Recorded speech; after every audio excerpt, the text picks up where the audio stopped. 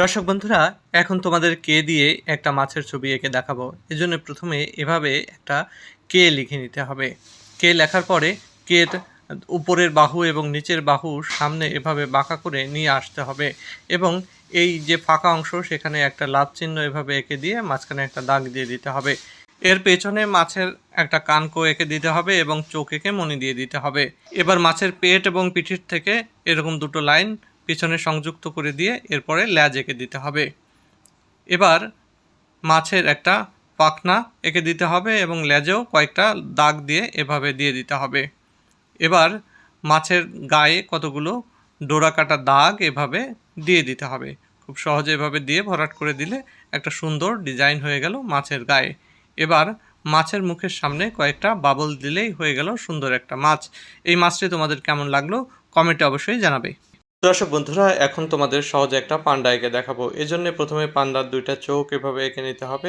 চোখ দুইটা একই লেভেলের হলে ভালো হতো, আমার একটা চোখ একটু বাঁকা বেশি হয়ে গেছে।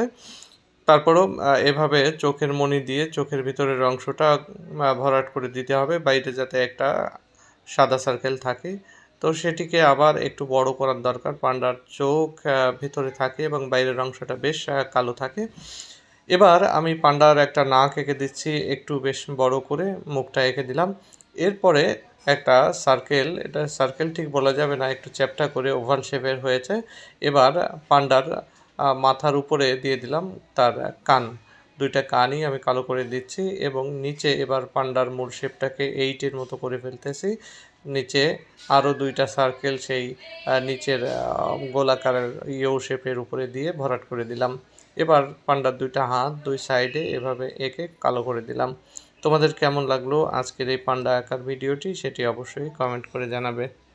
দর্শক বন্ধুরা, আজকে এম দিয়ে একটা সুন্দর বাড়ি বানাবো। এজন্য প্রথমে একটা এম লিখে নিলাম, এর উপরে একটা ছাউনি বা চালা তৈরি করে দিলাম। দুই পাশে দুইটা চালা এভাবে তৈরি করে দিয়ে এটা বিল্ডিং স্টাইলের হবে, তাই চালার একটা থিকনেস এভাবে নিচে আর একটা লাইন দিয়ে কনফার্ম করলাম। এরপরে ঘরের বেড়ার জন্য এভাবে লাইন টেনে নামাতে হবে পরপর 4টা।